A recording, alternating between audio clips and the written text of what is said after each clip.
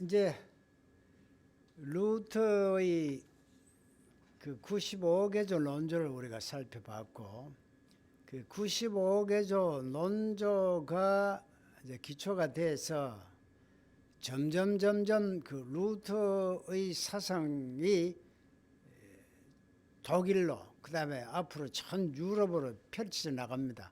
그게 이제 종교개혁사가 되는데, 그 루터가 공격했던 그 면죄부, 또 교황의 무호성을 부정했거든요. 그 교황을 심지어 적그리스도라고 했기 때문에 그 교황청으로부터 그 루터가 뭔가 항복하지 아니하면, 자기 말을 취소하지 아니하면 그 종교 재판에 의해서 그 파문을 당하는 그런 이제 지경에 이르게 됩니다. 이미 교황청에서는 루터에 대해서 이건 앞으로 자기 말을 취소하지 아니하면 파문장을 보내겠노라 하는 그 교서가 전달됩니다. 그래서 이제 그 로마 교황의 사절인 카예탄에게 그 루터를, 너에게 정권을 줄 모양이니까 루터를 체포하든지 어떻게 하든지 알아서 처리하라, 이렇게 했습니다. 근데 카예탄은 프리리아스에게 루터를 한번 설득시켜 봐라고 했는데, 여기 프리리아스는 한 신학자입니다. 결국 루터를 설득시키지 못했죠. 그리고 이 다음에는 이제 아우구스부르크에서 카예탄 추기경이 직접 루터를 만나서 루터를 설득시켜 보려고 합니다. 그러나 그 루터는 완강하게 그 카예탄의 주장을 거부합니다.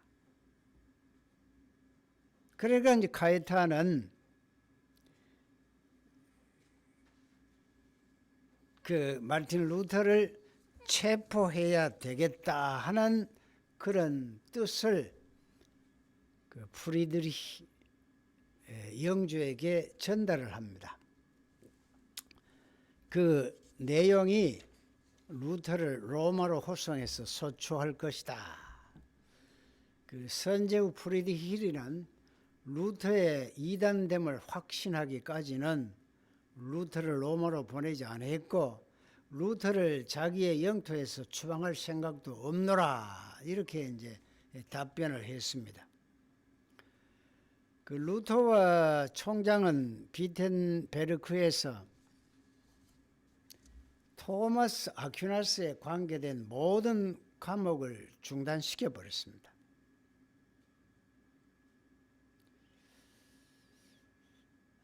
그리고 이제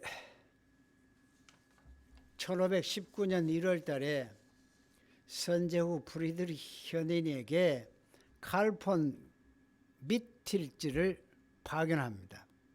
칼폰 미틸즈는 로마 출신의 그 젊은 청년인데 로마 교황청에서 일하는 야심이 많은 자입니다. 그 로마 교황청에서 칼폰 밀티치를 시켜가지고 그 비텐베르크의 선제후 프리드리히에게 사람을 보냅니다. 보내서 일단 루터를 추방하지 않으면 체포하겠노라. 그래서 로마로 압송해 주면 선제후에게 불이익이 없도록 하겠다 하면서 이제 옵니다. 그런데 이제 이 사실을 알고 그 루터가 프리드리히에게 편지를 씁니다. 그 편지 내용이 제가 무슨 잘못을 저질렀으며 또 그들은 무슨 옳은 일을 하였는지가 밝혀지면 저는 기꺼이 제 잘못을 뉘우칠 것입니다. 그러니까 교황청에서 사람을 아무리 보내서 설득을 해도 내가 옳지 않다는 것을 밝혀지면 내 잘못을 뉘우치지만은 그렇지 아니할 경우에는 내 뜻을 굽힐 수 없다. 이렇게 합니다. 점점 이제 교황청과 루터가 맞서 들어갑니다. 드디어 이제 라이프니츠 논쟁이 벌어지는데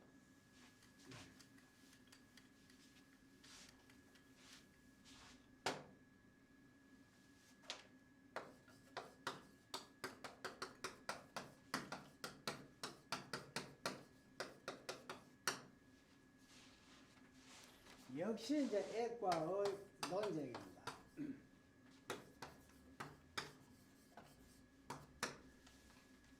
하이델베르에서는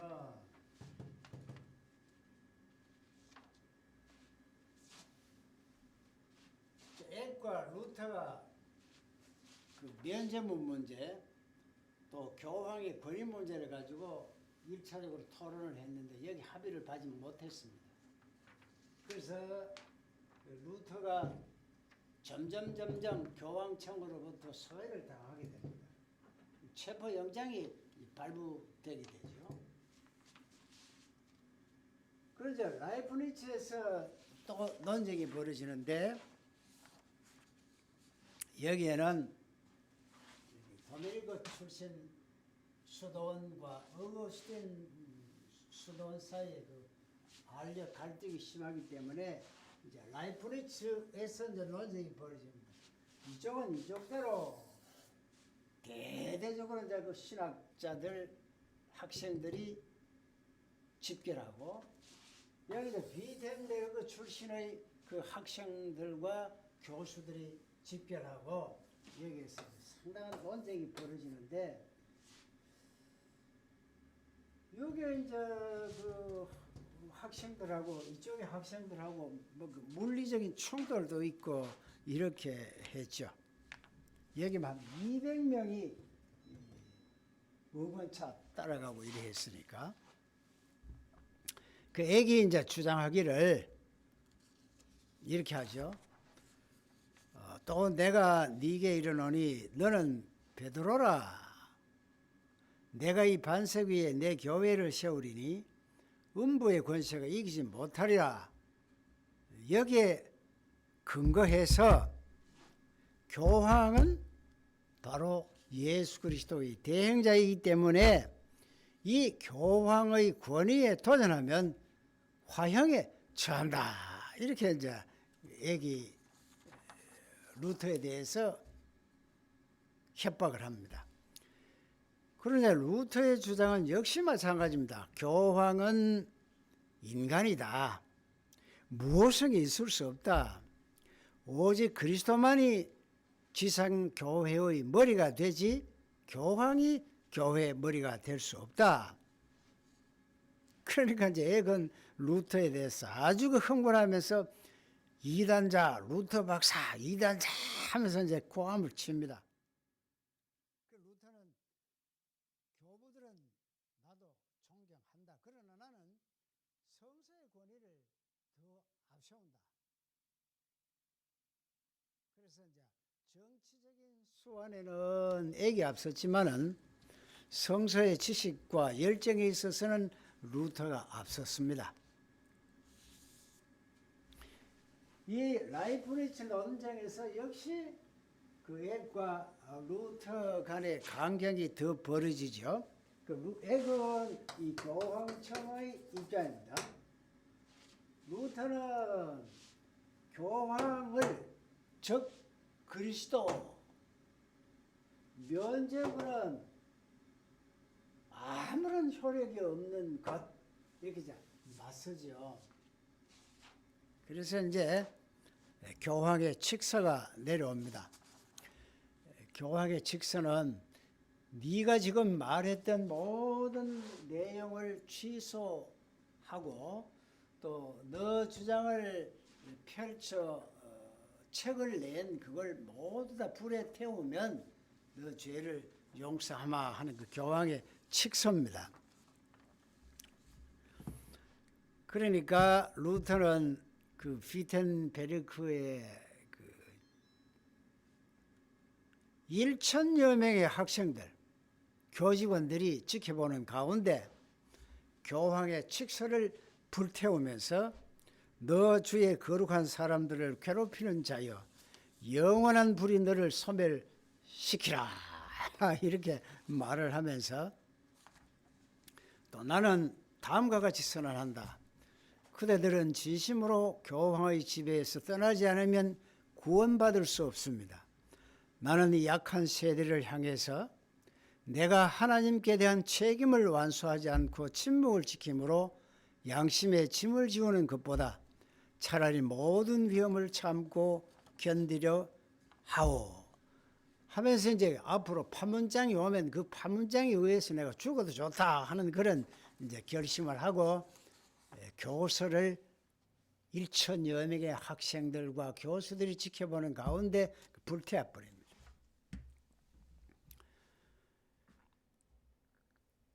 그런데 이제 그 루터를 잘못 다루다가는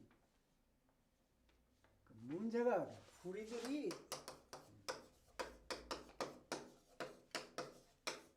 선제후입니다.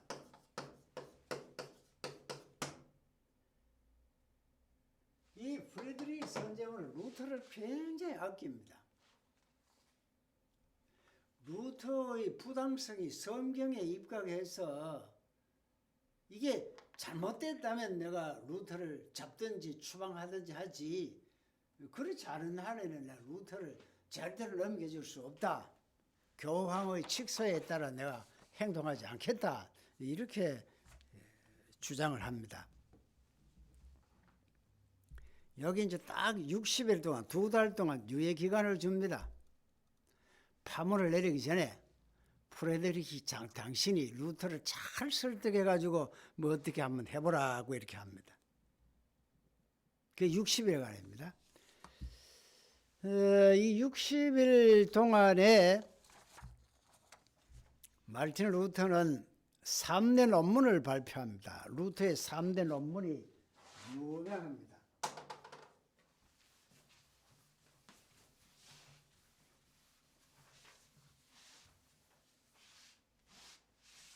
첫째는 루터의 3대 논문입니다.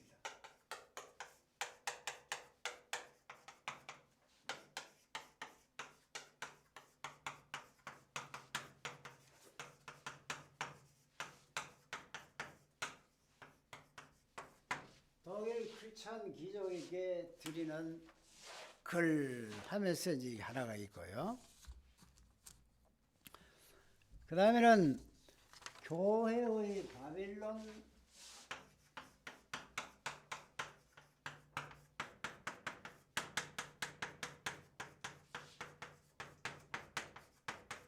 포로라는 논문이 하나 있고요.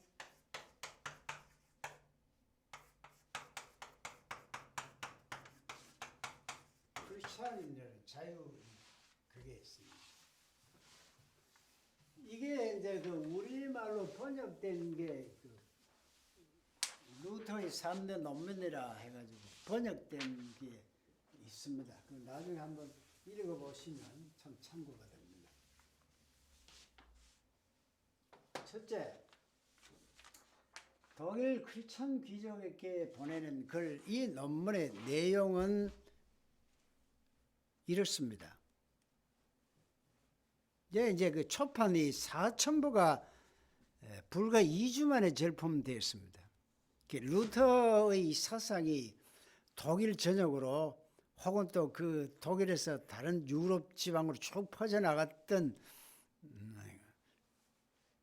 그 힘이 금속 활자가 발명돼 나옴으로써 그걸 인쇄해가지고 빨리빨리 전달될 수 있는 그게 큰 힘이 됐습니다.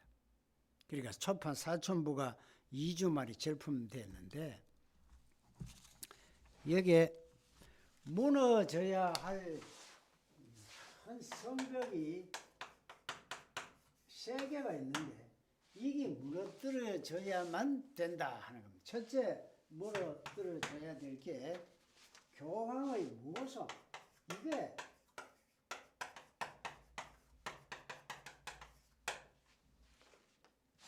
이게 하나의 큰 성으로 비교하자면 이게 무너져야 된다는 겁니다. 교황의 모성.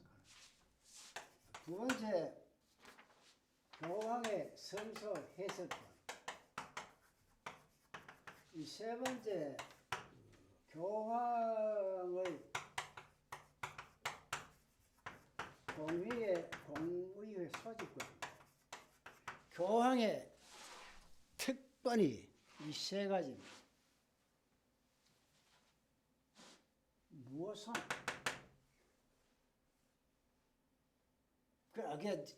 그 전번 강의 때 이야기했죠. 루터 입장은 아까 기억납니까? 베드로라 할 때 캐톨릭은 이 인물에다가 그 인물성에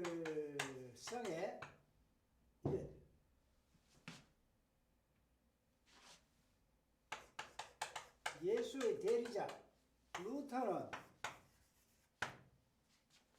증인. 그래 베드로가 예수의 대리자이기 때문에 예수님이 무한 것과 같이 그 베드로는 무하다. 그 베드로가 바로 교황이다. 무엇을? 증인이기 때문에 베드로도 죄인이다. 예수 그리스도 외에는 이 땅에 그 누구도 무한 자가 없다. 이런 주장입니다.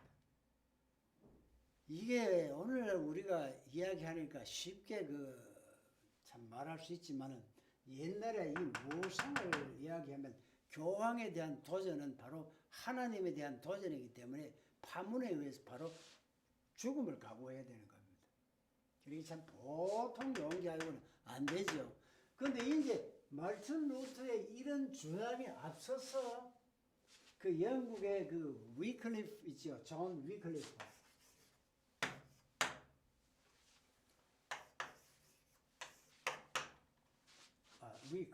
더블 Y. 위클리프. 또 그 존 후스 같은 이런 사람. 절대적인 권위는 성서고 교황의 모성은 이거 잘못된 것이다. 이렇게 하다가 이 사람들이 좀 화형에 죽었습니다. 루터도 마찬가지 이 위클리프와 후스처럼 무호성을 주장했습니다. 그리고 그 앞에 화형에 의해서 죽은 걸 봤기 때문에 루터도 이거를 내가 죽겠노라 하는 순교하겠노라 하는 이 용기가 아니면 못합니다. 그래서 이제 독일 크리스천 귀족에게 하는 편지 논문 속에 이걸 주장을 합니다. 이거 보면 이제 하나의 이유가 다 있어요. 이거 보면. 그 다음 성서 해석과입니다.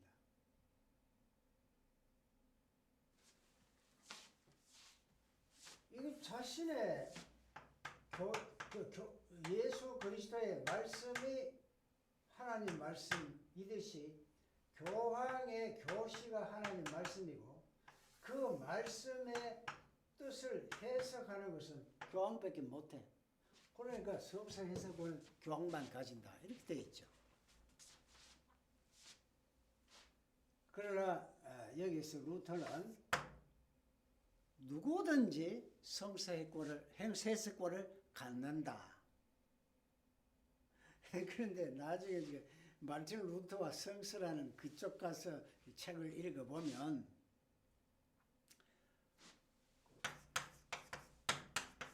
누구나 성서 해석을 할 수 있다. 이렇게 생각을 했는데 그 문제가 발생했어요.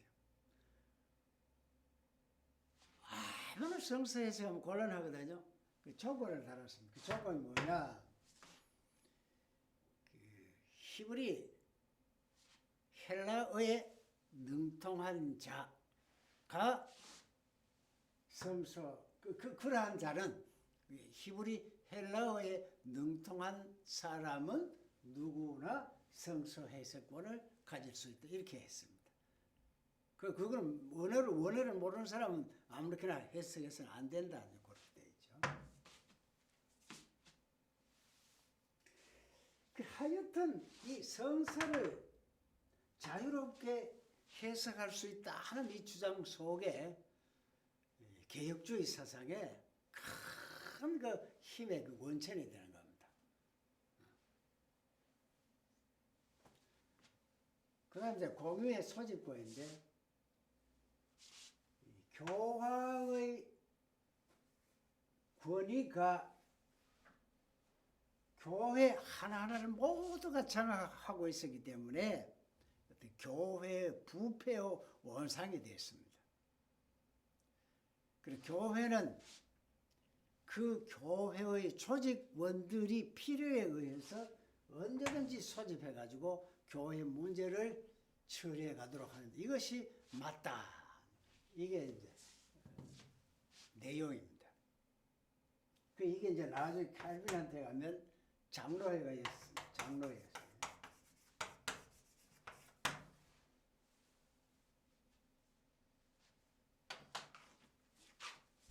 그 다음 교회의 바벨론 포로라는 제목으로 논문은 이 바벨론 포로라는 표현이 이스라엘 백성이 바벨론에 포로돼 가잖아요. 그래서 이스라엘 성전이 파괴돼 버리고 이스라엘 백성이 바벨론 포로가 됨으로써 신앙을 잃어버리고 그 자유함이 구속되는 그걸 빗대어 가지고 교회에서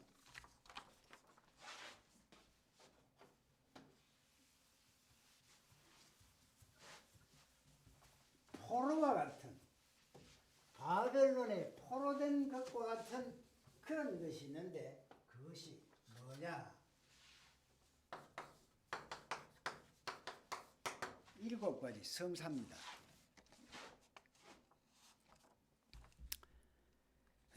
이 7성사는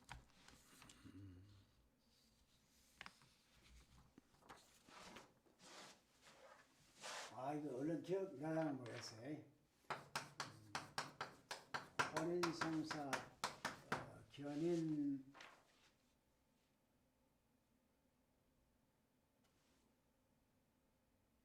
사람 죽었을 때 성인. 에? 성인.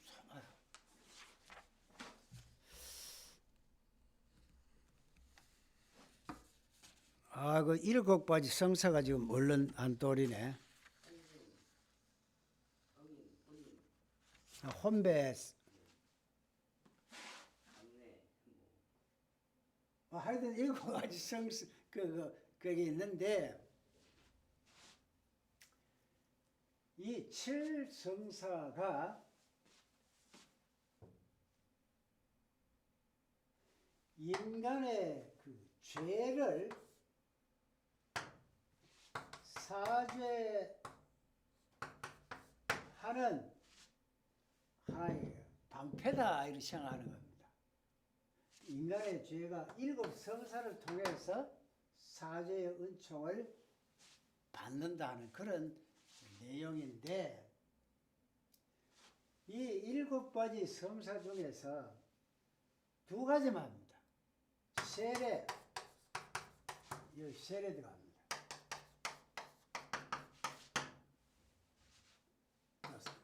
성찬, 하여튼 7가지 성사가 얼른 기억이 안 나요. 세례와 성찬, 요 2개만 남겨놓고 나머지는 전부 다 없애버렸습니다. 루터가. 왜냐하면 이 7가지 성사가 사죄의 은총을 가져온다 하는 것은 성서적으로 안 맞다.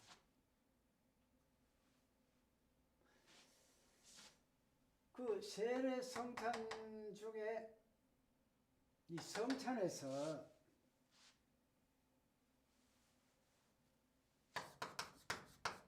포도주하고 빵 문제인데, 포도주는 피고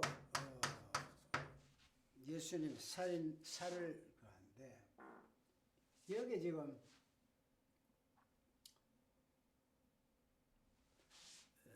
신부님들이 이 미사를 집례할 때에 그 빵 조각은 주는데 이 포도주는 안 줍니다. 이거는 그냥 자기가 다 마셔버립니다. 왜 그러냐 하면 이 빵은 흐르면 다시 집어 먹을 수는 있지만은 이 포도주는 떨어져 버리면은 다시 마실 수가 없습니다. 그래서 이게 성수인데 이걸 흘리면 안 된다 해서 혼자 마셔버립니다. 루터는 이걸 반대했어요. 다 빵과 포도주를 마실 수 있다. 오늘 와서 세례 그 성찬식 할 때 포도주를 주고 빵을 주잖아요.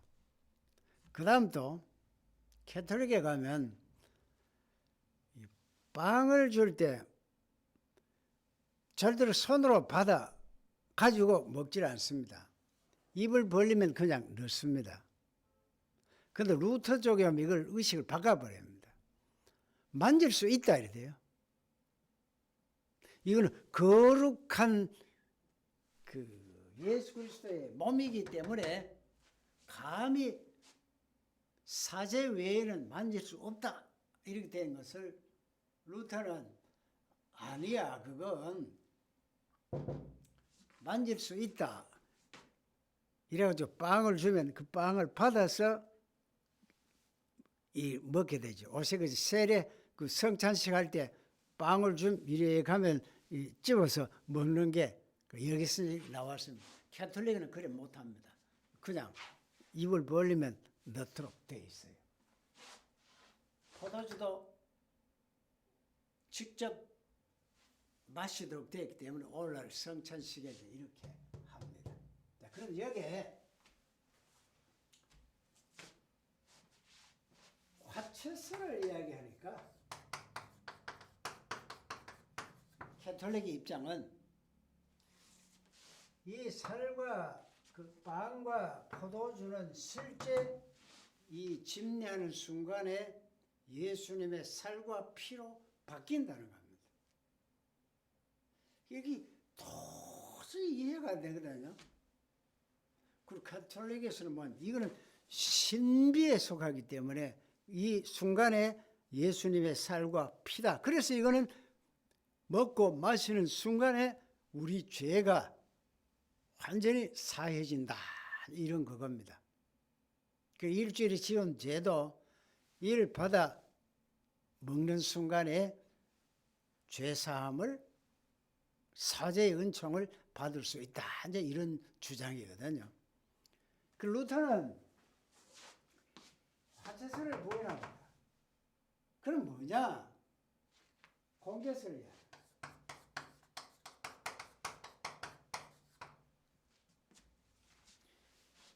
그 빵 위와 빵 밑에 옆에 예수님이 같이 계시다는 공제설입니다. 화채설하고 공제설하고 이거는 그 빵이 살로 변한다는 것이고 실제 예수님이 그 빵 위와 아래 옆에 계신다는 이런 그게인데 굳이 이거를 반대하다 보니까 이런 설을 이야기하는데 어떤 학자들은 이걸 같이 보는 사람도 있어요.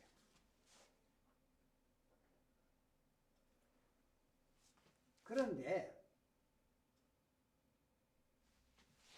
나중에 이제 그 루터와 이런 이제 신앙을 지지하는 그 독일의 여러 그 입주들이 이제 생겨나거든요. 그러면 예를 들어 이제 우리나라 같으면은 그 전라도하고 경상도하고 이제 이런 이제 루터의 사상이 이제 이렇게 서로 이래 한다면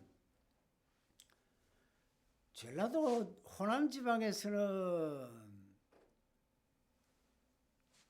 이제 이런 문제를 가지고 우리는 이렇게 생각한다 이 되고 또 경상도 쪽에서는 이건 이렇게 생각한다라든지 이렇게 서로 해석의 차이가 있을 수 있잖아요. 그 비텐베르그 쪽의 루터는 이것은 내 몸이다.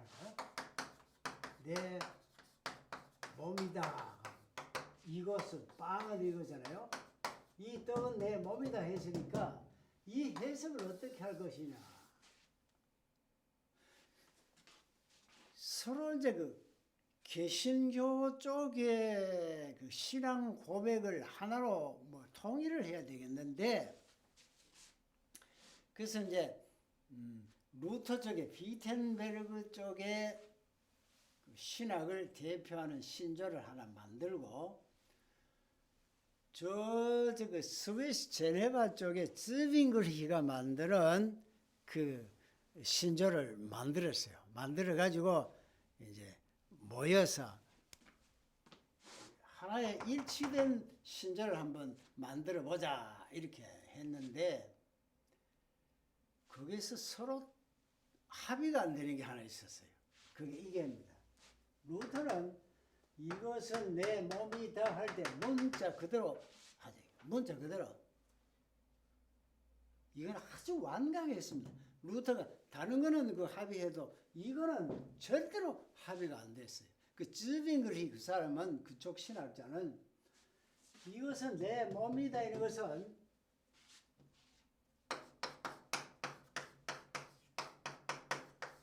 의미한다 이렇게 되어 있어요. 그래 이 사람들이 기념 써야 돼요.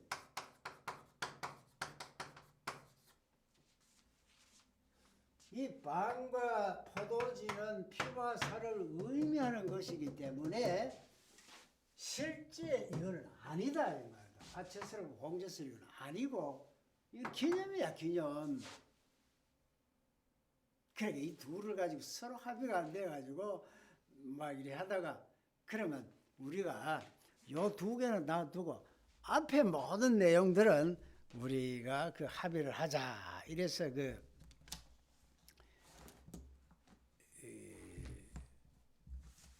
뭐 하나님에 대해서 원죄에 대해서 뭐 이렇게 쭉 앞에 보면은 성서에 입각해서 그 신조 신앙 고백을 같이 했지만은 성만찬에 있어서는 서로 각기 해석을 달리 했습니다. 자, 이게 이제 내려오다가 캘빈 쪽에 오면 캘빈은 이것도 아니고 이것도 아니고 이것도 아니고 그 진례를 하는 순간에 성령이 임재하신다. 함께 하신다. 이 의식 안에 성령이 함께 하셔서 그 의미를 더 돈독히 하고 이 의식을 통해서 십자가의 의미를 더 깨닫게 역사해 주신다. 그 임재소를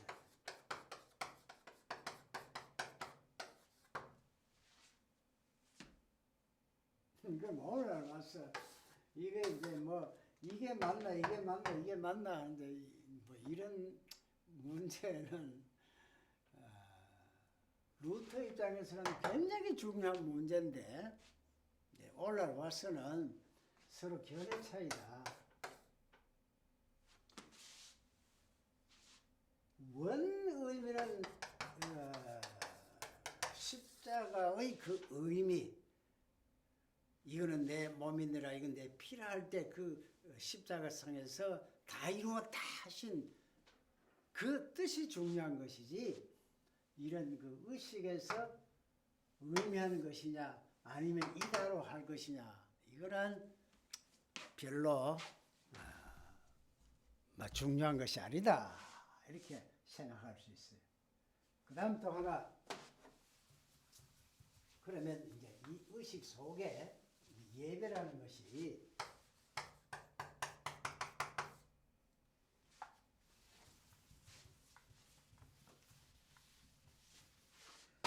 캐톨릭 쪽은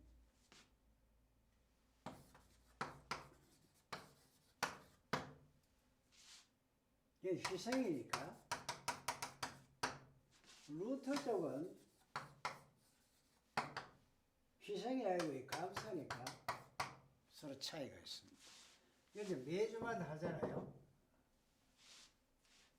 우리 죄를 위해서 희생 제사를 드릴 때, 제사라는 의미로 여기는 감사의, 찬양의 의미가 강하고 이런 차이점이 있어요. 자, 그런데 중요한 그 사실이 있습니다. 예배가 뭐냐 할 때 우리가 이제 이렇게 모여가지고 뭐 찬송하고 의식에 의해서 주일날 예배드리는 이거를 예배라 이렇게 하는데, 사실은 예배의 그 깊은 의미는 뭐냐면 참 중요합니다.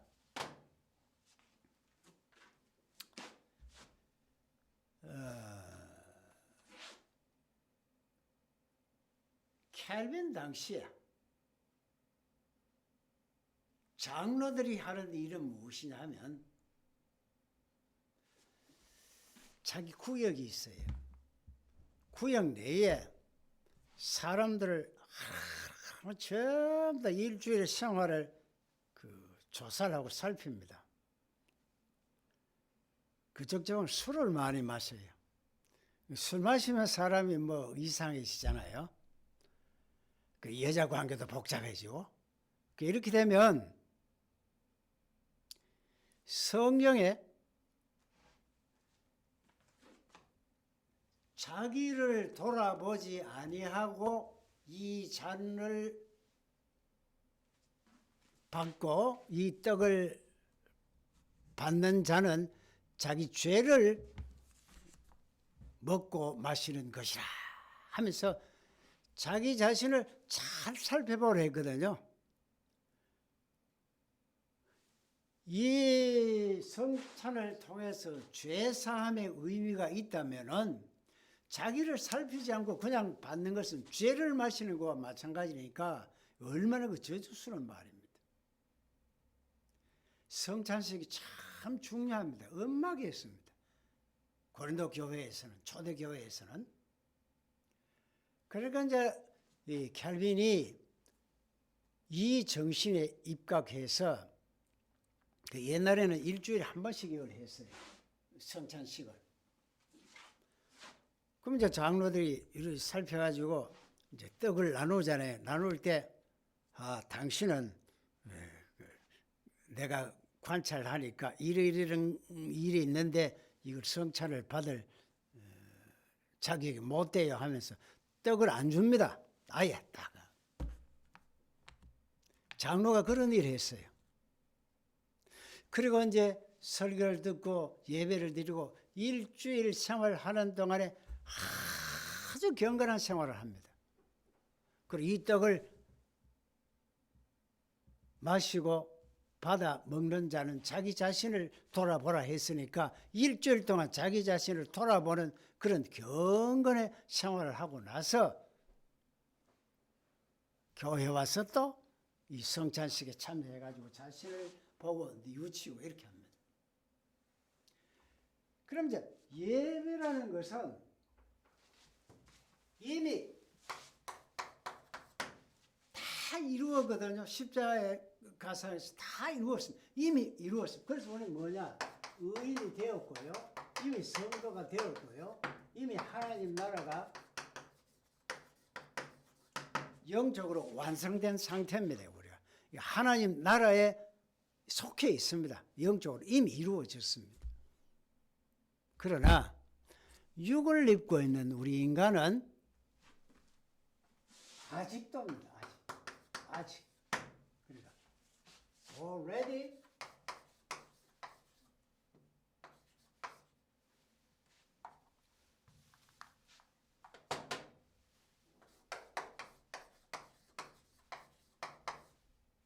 not yet.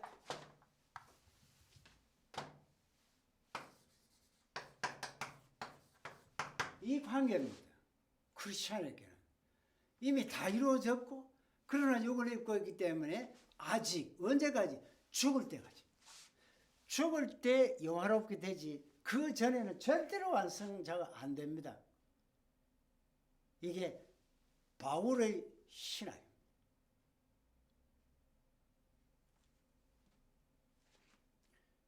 그래가지고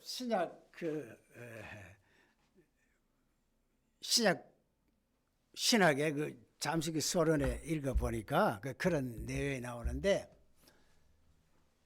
성경 전체가요 명령법과 직설법 두 가지로 되어 있습니다.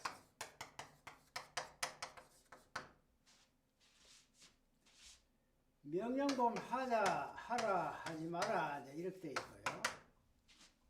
직설법은 이다라고 되어 있습니다. 성경 전체가요. 구약은 주로 이게입니다.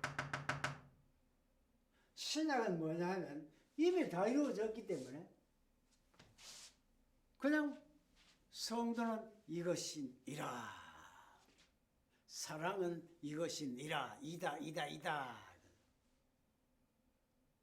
그럼 뒤에 보면 바울이 십자가의 도가 부활의 도는 이러이러한 것이다 하면서 너희들은 이미 주 안에서 다 이루어졌고 예수 그리스도 안에서는 정죄함이 없느니라 이렇게 하면서 로마서 12장 1절에 보면 너희는 이 세대를 본받지 말고 오직 마음을 새롭게 하여 변화를 받아 하나님의 선하시고 기뻐하시고 온전한 뜻이 무엇인지를 분별하도록 하라 명령되어 있거든요.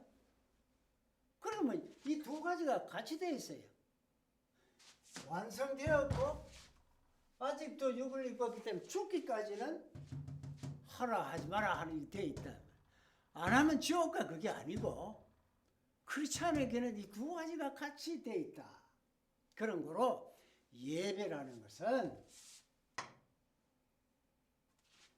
늘 십자가 은혜에 이미 이루어진 사실에 감사하면서 이 감사에 넘치는 생활을 하고 자신을 다다듬는 그런 의무가 주어졌다.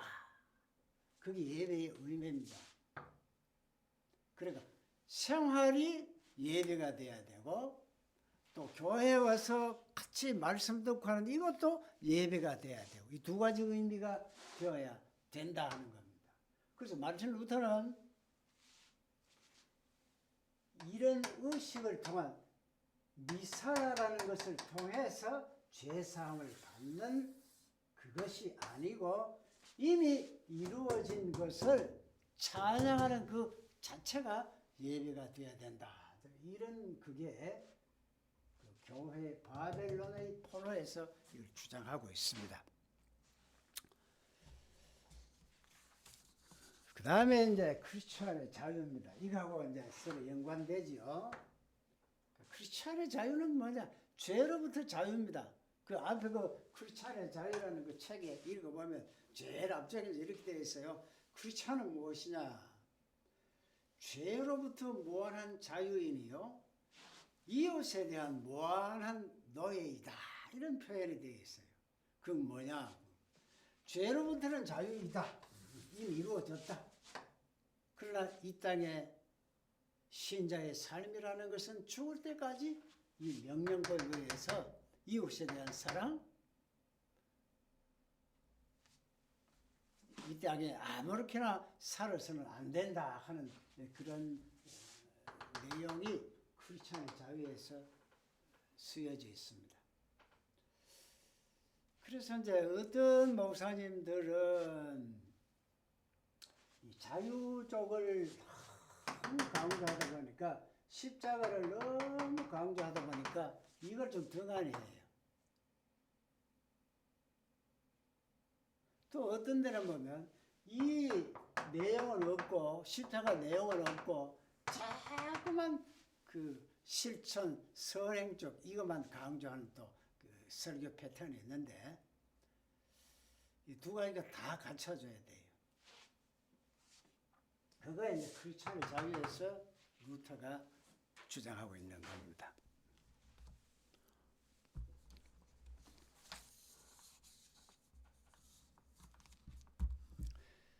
그리고 이제 여기에서 그 믿음은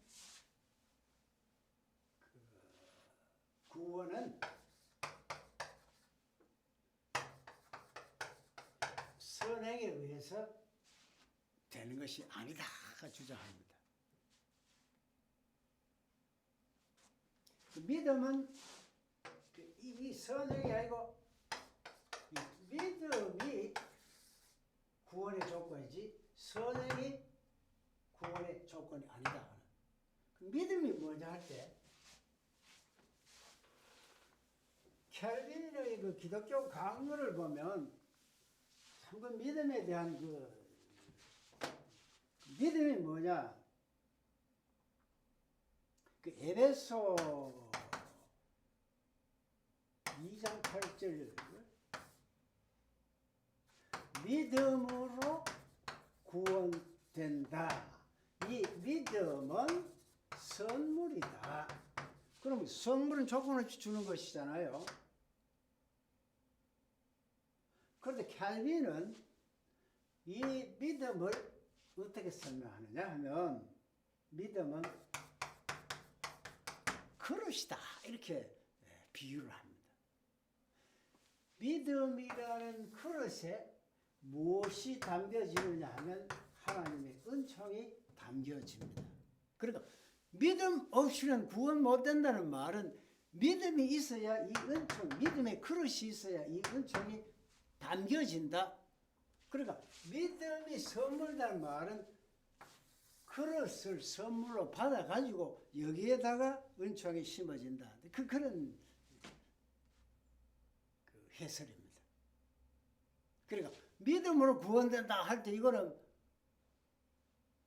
믿음이라는 그릇이 선물로 주어지고 여기 은총이 잡혀졌을 때 믿음으로 구원된다. 그리고 믿음은 우리 거 아닙니다. 하나님께 주신 선물입니다. 그러니까 이쪽에서 말하는 인간의 자유의지에 의해서 믿음을 자기가 자꾸 가지려고 애쓰면 믿음이 주어진다. 여기서 이제 엄청난 구원론에 있어서 차이가 벌어지고 이것이 이제 캐톨릭과 루터 개혁주의의 그 서로 갈림길이 생기는 겁니다.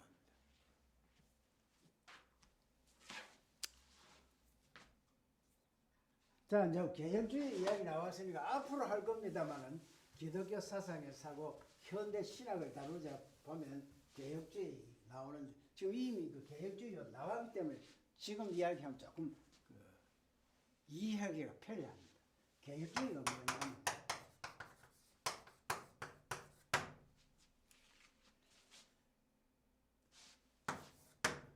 개혁주의 사상부터 봅시다.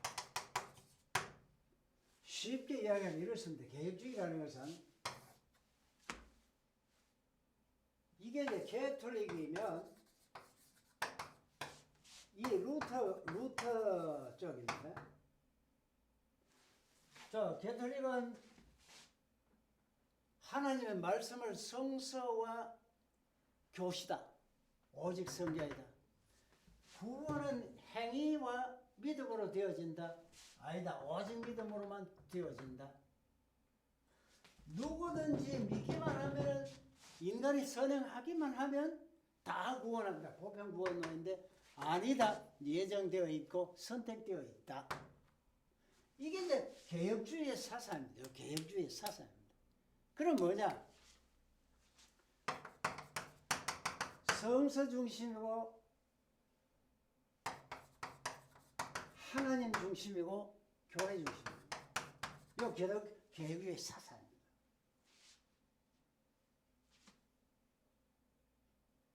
이게 하나님 주권입니다. 하나님 주권 사상. 절대적으로 이 교회, 교회는 바로 성도물이기 때문에 이 교회를 떠나서는 안 됩니다. 성도의 물이 이을 교회, 절대적으로 교회 중심입니다. 성서는 오직 이게 하나님 말씀이기 때문에 성서에 모든 것이 초점이 주어져야 된다. 이게 무슨 말이냐? 아이고 이 개혁주의 루터하다가 이거 하는데 지금 이거 미리 해놓으면 수월습니다. 지금 그때 이해.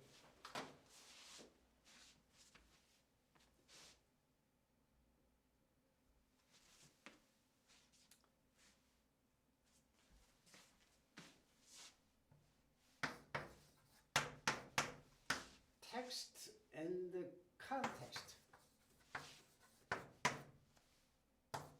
이런 말이 있어요. 텍스트 성서입니다. 이 컨텍스트 할 때 이건 내용입니다. 우리의 이 삶의 현장.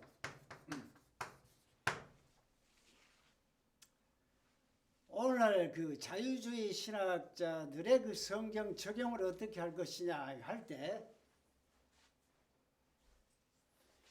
우리의 현실 삶이 중요하기 때문에 이 삶 속에 성경을 끄잡아 와서 해석을 합니다.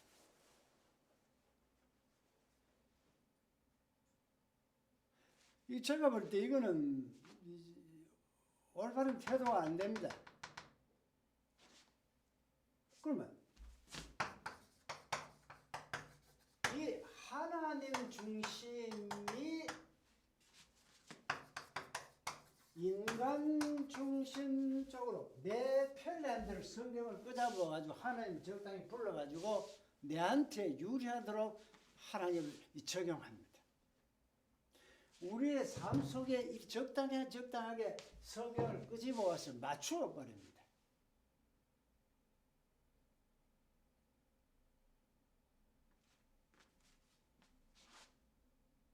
이게 잘못된 거고요. 오늘 교회가 잘못된 방향으로 가는 것이 이 점에 있다.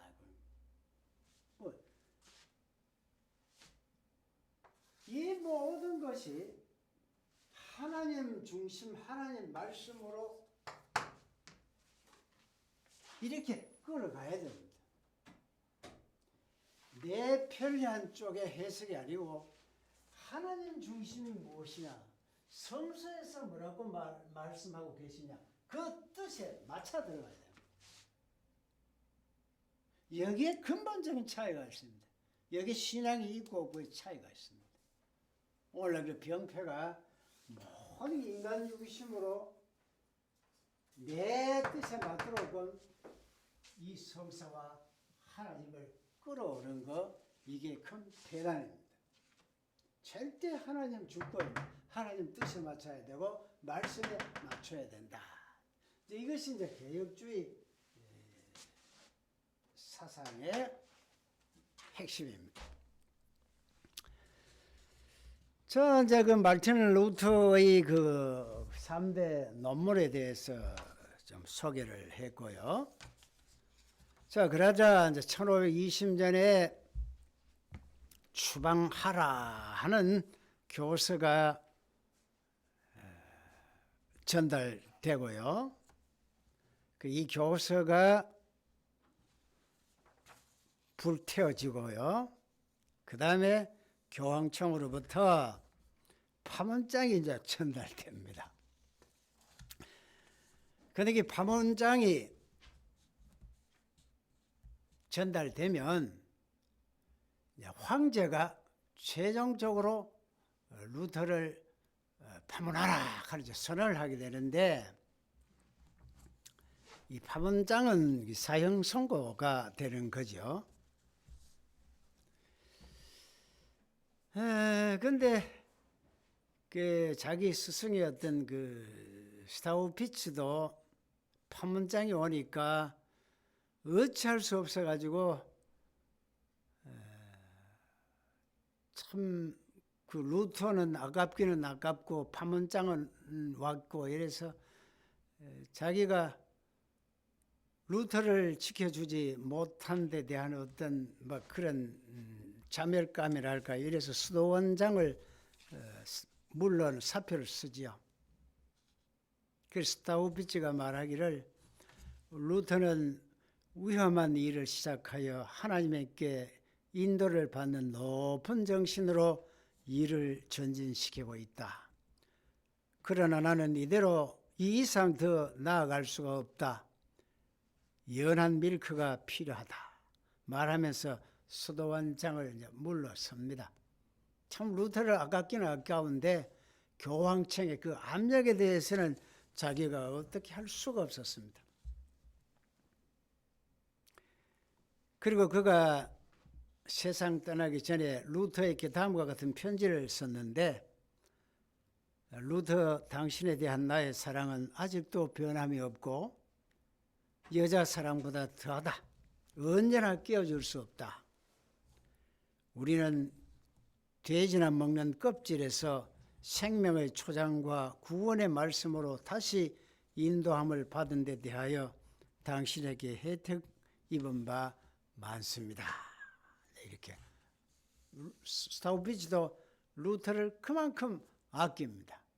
자, 루터는 이제 파문장이 전달됐으니까 뭐 생명이 굉장히 위험하지요. 황제가 찰스 5세입니다. 젊은 나이 20대인데 아마 27살이지 싶어요. 이때 이제 보름수에서 국회의원들과 천국의 이제 영주들을 또 신학자들을 주교들 모아놓고 최종적으로 이 루터의 입장을 한번 들어보자. 기회를 자꾸 줍니다. 루터에게. 그러니까 포럼스 국회를 이제 시작하지요. 그때 역시 이제 애기 그 자문관이니까 루터에게 질문을 합니다. 수많은 루터의 책들을 이제 보면서 이 책들이 그대가 쓴 것인가? 이 책의 내용을 취소하는가 혹은 지지하는가? 이렇게 이제 질문을 합니다. 애기 이제 보충 설명하죠. 루터 그대는 신성한 전통신앙에 대하여 이단을 부르짖을 권리가 없다. 그것은 그리스도에 의하여 제정되고 사도들에 의하여 온 세계에 선언되고 순교자들의 피로 봉인되고 거룩한 교회 의회에서 확인하여 교회에서 확증한 것이다. 이것을 우리의 조상들은 모두 끝까지 믿고 유산으로 우리들에게 전한 것이다 했습니다. 교회 전통을 말합니다. 그래서 루터의 답변이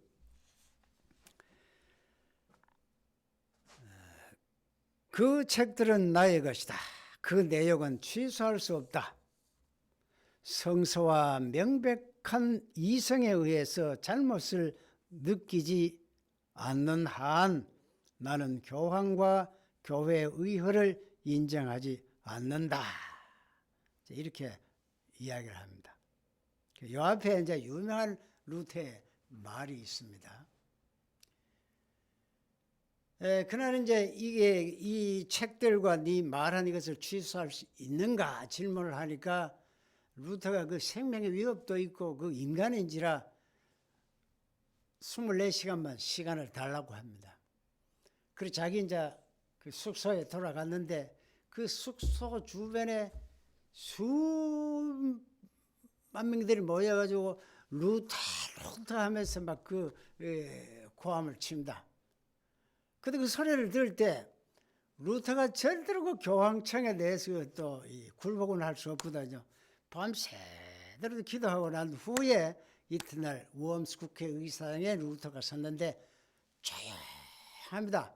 이 가운데 이제 루터가 하는 말이 바로 이겁니다. 나는 그 내용을 절대로 취소할 수 없다. 교황과 교회의회를 인정할 수 없다. 주여, 내가 여기 썼나이다. 이렇게 합니다. 그 말이 아주 유명한 말입니다. 주여, 내가 여기에 썼나이다. 이 진리 위에 섰나이다. 나를 지켜 주소서 하는 그게 이제 있는데, 그 말을 후에 이제 황제 칼 5세가 선언을 합니다. 1000년간의 전 그리스도 신앙에 반대하는 행동을 취한 한 수도사는 과오를 범하고 있다. 아무도 그를 숨겨주어서는 안 된다. 그의 추종자들도 그와 같은 정죄의 운명을 받게 될 것이다. 루터의 책자들은 사람들의 기억에서 뿌리까지 뽑아버리지 않으면 안 된다. 그러면서 이제 정식으로 파문을 선언을 합니다. 그럼 이제 루터는 그 자리에서 잡혀 죽잖아요. 누구든지 돌질하든지 뭐 잡아 죽이든지 하면 법의 혜택을 못 받습니다. 이때 프리드리히 선제후가 미리 이걸 알고 자기 수하에 있는 군인을 보내가지고 루터를 납치해 갑니다. 납치해 가가지고는 그 바르트부르크 성에다가 루터를 감금시켜 놓고 나중에 이제 프리드리히가 하죠. 내가 일부러 잡아서 이 성에 데리고 왔다. 그 루터는 일단은 세상이 조용해질 때까지 여기에서 조용히 좀 생활을 해라. 이미 밖에 나가면 그 생명이 위험하다. 이거 이제 바르트부르크 성에 한 1년 내지 2년간 머무르는데 여기에서 막 루터가 화병에 올라올 만하면 스트레스입니다. 이것 때문에 변비가 심하고 불면증이 있고 뭐 대단했습니다. 이때 마르틴 루터는 이를 극복하기 위해서 성경 그 신약을 일단은 독일 말로 번역을 합니다. 성서를 독일 말로 번역한다는 것은 큰 의미를 갖는데 독일 사람들이 오늘날까지 독일의 큰 보배라고 생각하고 있는 것이 슈바이처하고 슈베르트하고 그 루터입니다. 독일 말이 아주 거친데 마르틴 루터는 이 신약 성경을 번역하면서 아름다운 그 국어로 이렇게 말을 만들었고, 또 슈베르트는 음악을 통해서 그 가곡을 통해서 그 독일 말을 아주 그 부드럽게 만들었다. 그래서 오늘날까지 독일인들은 마르틴 루터와 또 슈베르트를 굉장히 높게 평가를 합니다. 그리고 또 독일인들의 긍지가 뭐냐 하면 마르틴 루터와 같은 이런 위대한 인물이 있었다. 또 현대에 있어서는 칸트와 같은 대철학자가 있다. 이걸 크게 자랑을 하고 있죠. 자, 오늘 강의 이만큼 하도록 하겠습니다. 수고했습니다.